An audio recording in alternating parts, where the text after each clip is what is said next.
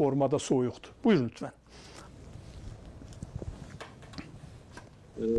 Sualınıza cevap vermezdən öncə Cavad bəy, o dediyiniz bir məsələyə münasibət bildirmək istəyirəm. Dediniz ki, bir soydaşımız sizə sual yönəldi ki, siz niyə Amerikanın tərəfini tutursunuz? Bu tipli suallarla, hətta iradlarla biz tez-tez rastlaşırıq son vaxtlar. Çünki məsələlərə obyektiv yanaşmağa çalışırıq, həqiqətlərin hamısını görməyə çalışırıq və indiki zamanada da bu o qədər də asan məsələ deyil. Kuzey Azərbaycanın özündə də bugün müəyyən adamlar var ki, birmənalı şəkildə Amerikanın tərəfini saxlayırlar, hətta İsrailin tərəfini saxlayırlar. Elə qüvvələr də var, elə dairələr də var ki, İran rejiminin müdafiə edirlər, İranı tam şəkildə müdafiə edirlər.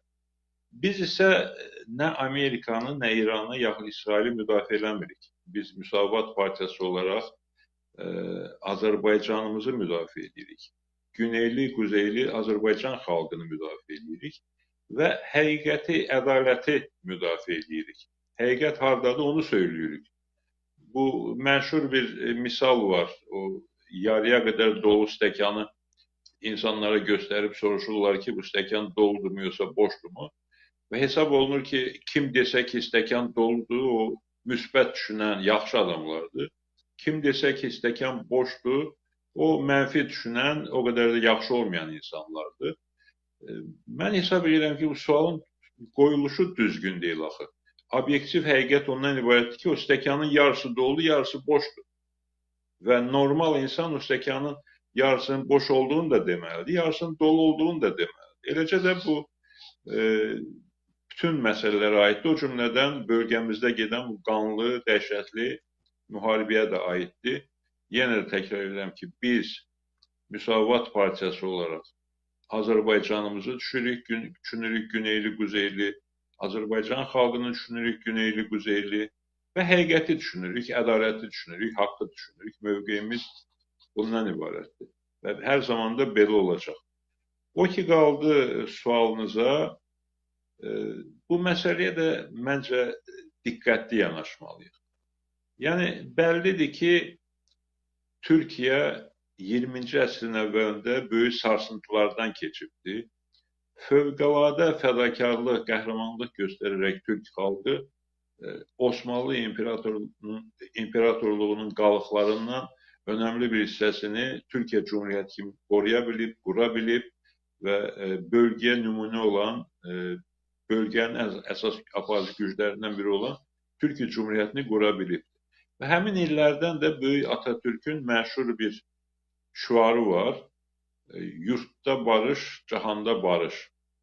Bu yanaşma təxminən son 10-15 ilə qədər Türkiyənin xarici siyasətində həlledici mövqe olub.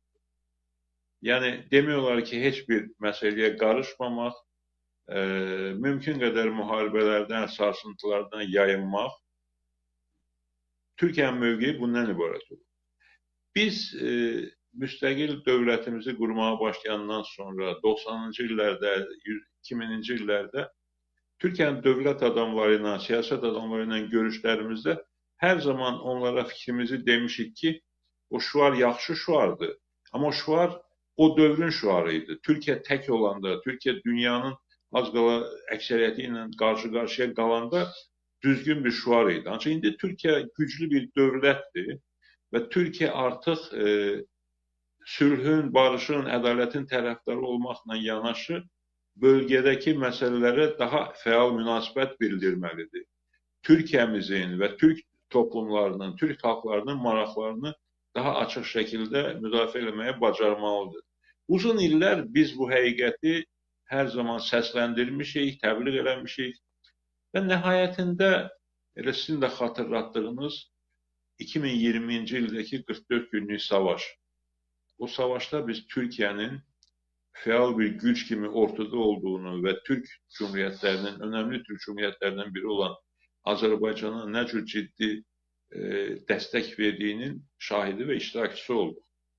Ondan əvvəl də Türkiyə Suriyada və başqa ölkələrdə, İraqda, başqa istiqamətlərdə daha cəsarətli siyasət yeritməyə başladı. Türkiyə dövlətinin maraqlarını açıq şəkildə qorumağa başladı və bu əvvəlki dönəmlə müqayisədə ciddi bir dəyişim idi.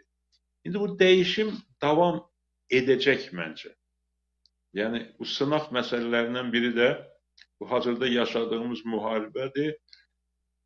İranda 10 milyonlarla Türkün taleyi məsələsidir. Təbii ki, biz Azərbaycan dövlətinin də, Türkiyə dövlətinin də bu məsələdə maksimum həssas olmasını, gərəkən addımlar atmağa hazır olmasını istəyirik. Bunu açıq şəkildə dilə gətiririk və inanırıq ki, bu baş verəcək. Türkiyənin bugünə olan mövqeyinin izahına gəldikdə, bunun səbəbləri bəllidir. Birincisi, Türkiyə doğrudan da sülhpərvər bir dövlətdir. Müharibələrin olmasını istəmir, bölgədə müharibənin qarşıdurmasının olmasını istəmir, sülhün, əmin-amanlığın olmasını istəyir. Bu bir mənalı şəkildə belədir. İkincisi, Türkiyə bölgə dövlətlərinə, xüsusən İrana çox həssas yanaşır və normal münasibətlərin olmasına çalışır. Hətta İranın ara sıra qonşuluğa yaraşmayan addımlarına baxmayaraq, Türkiyə həddindən artıq məsuliyyətli davranaraq İranla münasibətləri pozmaq istəmir. Hətta Türkiyədə xarici siyasətdə fəxr etdiyi məsələlərdən biri budur ki, İranla Türkiyənin mövcud indiki sərhədləri 1639-cu ildə Qəsr-i-Şirin sazişi ilə müəyyənləşibdir və bu sərhədlər ondan sonra dəyişməyibdir. Türkiyədə bir növ bu tipli məsələlərlə qürur duyulur. Eyni zamanda açıq bəzən dilə gətirilir, ancaq dilə gətirməsələr belə aynı şəkildə bilinən bir məsələ var ki, Türkiyədə belə bir fikir mövcuddur ki, İran parçalanarsa, bu Türkiyədə təsir etməyə başlayacaq.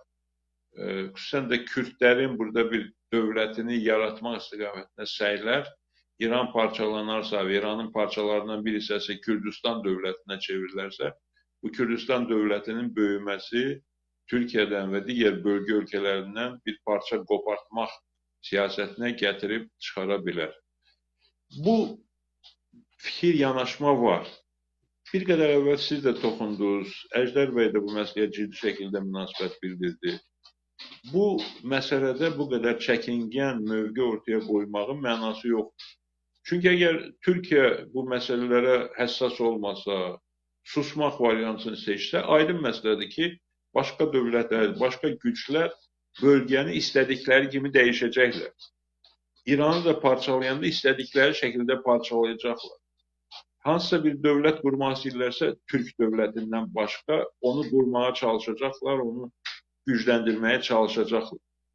Bunun qarşısını almağın yolu susmaq deyil, laqeyd qalmaq deyil, qarışmamaq deyil. Bunun qarşısını almağın yolu mövqe sahibi olmaqdır, bu mövqeyi təqdim etməkdir, bu mövqeyi müdafiə etməkdir və gərəkəndə cəsarətli addımlara hazır olmaqdır. Bu həqiqətləri biz dilə gətiririk, ancaq mən inandığımı bildirmək istəyirəm ki, əgər biz bunları başa düşürüksə, Türkiyənin dövlət ağlı əsrləri əhatə edən bir ağıldır. Türkiyənin kifayət qədər güclü hakimiyyəti var. Türkiyədə bütün bu mövzuları bilən, düşünən insanlar var və bəzən də bu işarələri eşidirik. Biz Sayın Ərdoğanın çıxışlarından da bəzi tezləri eşidirik. Xarici İşlər Naziri Hakan Fidanın açıq bəzən söylədikləri olur bu mövzuda. Bugünlərdə Sayın Bağçəlinin də maraqlı bir çıxışı olmuşdu və dövlət ağlı barədə, dövlətin bildiklərini söyləməsinin zamanı olduğu barədə maraqlı bir çıxış etmişdi. Və biz necə ki 2020-ci ilin 44 günlük savaşında Türkiyə inanırdıq və o inam sarsılmadı, inam həqiqət kimi ortaya çıxdı həmin 44 günlük savaşda və sonraki mərhələlərdə. Mən əminəm ki, İran məsələsində güneyli soydaşlarımızın, İrandakı 10 milyonlarla Türk soydaşımızın taleyi məsələsində də Türkiyənin dövlət mövqeyi, dövlət qərarlılığı, dövlət fədakarlığı, dövlət cəsarəti ortaya qoyulacaq gərəkən anda. İndiki mərhələdə hələ ola bilər ki, biz sərbəst insanlarıq, biz azad şəkildə fikirlərimizi bildiririk. Ancaq hakimiyyətin ağırlığı, hakimiyyətin məsuliyyəti daha böyükdür.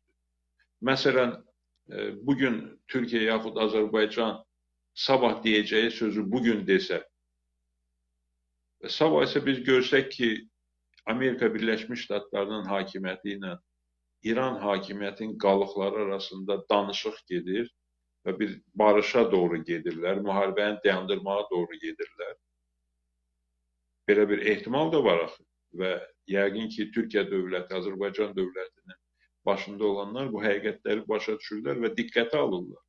Və yeri gəlmişkən yəqin bilirsiniz ki, son günlər bu kifayət qədər ciddi media strukturlarında o informasiya yayılıb ki, Trump'ın əsas danışıq aparan adamları, biri Trump'ın öz damadı Kushner, o birisi də Trump'ın müşaviri Witkoff, İranın hakimiyyətinin müəyyən təmsilçiləri ilə və ola bilər ki, birbaşa özləri ilə yox, vasitəçilərin köməyi ilə danışıq aparırlar. Şərtlər səsləndirilir. Amerika Birləşmiş Ştatlarının şərtləri və İranın hakimiyyətin qalıqlarının şərtləri. Yəni, Trump'ın da ipin üstünə odun yığılası deyil, bunu da gözəl bilirsiniz. Kifayət qədər ziddiyyətli danışır. Və sabah bu dediyim versiya gerçəkləşəcəksə, Vaşinqtonla Tehran arasında bir anlaşma olacaqsa, müharibəni dayandırıb birgə qərarlar qəbul etməyə başlayacaqlarsa, təbii ki, bu şəraitdə vəziyyəti dəyişmək həddindən artıq çətin olacaq və vəziyyəti dəyişmək istəyən qüvvələrin də çox ciddi ölçüb biçməsinə ehtiyac olacaq. Yəni, mən ehtimallardan birini dilə gətirirəm və sadəcə olaraq sizə də, tamaşaçılarımıza da xatırlatmaq istəyirəm ki, hər şey bizim istədiyimiz kimi olsaydı, dünya çoxdan güllük, gülistanlıq olardı. Ancaq çox müxtəlif qüvvələr fəaliyyət göstərir və bu qüvvələr xalqların maraqlarını nəzərə almırlar, öz maraqlarını nəzərə alırlar, öz dövlətlərin maraqlarını nəzərə alırlar, öz qüvvələrinin, qruplarının marağını nəzərə alırlar. Və biz bu mürəkkəb şəraitdə mövqeyimizi müəyyənləşdirərkən, qərarlarımızı müəyyənləşdirərkən bütün ehtimalları ölçüb biçib ən düzgün qərarları qəbul etməliyik ki, bu ağır şəraitdə xalqımıza zərbələr vurulmasına imkan verməyək, əksinə yaranmış imkanlardan dövlətimizin, xalqımızın güclənməsi üçün, təhlükəsizliyinin təmin edilməsi üçün, hüquqlarının, maraqlarının gerçəkləşməsi üçün istifadə edə bilək. Yəni, mən məsələyə dediyim kimi çox diqqətli yanaşmağa tərəfdarıyam və mən Türkiyə hakimiyyətinin bu məsələlərə həssaslıqla yanaşdığına əminəm. Bildiklərinin hamısını demədiklərinə əminəm. Ata biləcəkləri addımları bugündən açıqlamadıqlarına əminəm. İnanıram ki, vəziyyətin tələb elədiyi, xalqımızın, güneyli, quzeyli, Türk millətimizin maraqlarının tələb etdiyi bütün addımlar Türkiyə dövləti tərəfindən atılacaq. Azərbaycan dövləti, Azərbaycan hakimiyyəti də həm öz maraqlarına görə, həm də Türkiyə ilə birlikdə bu istiqamətdə gərəkən addımları atmalıdır. Təşəkkür edirəm. Teşekkür ederim değerli İsa Bey, değerli dostlar, var olun, sağ olun. Ben sadece bir son sual olarak hem de Sayın Ejder Bey yönleme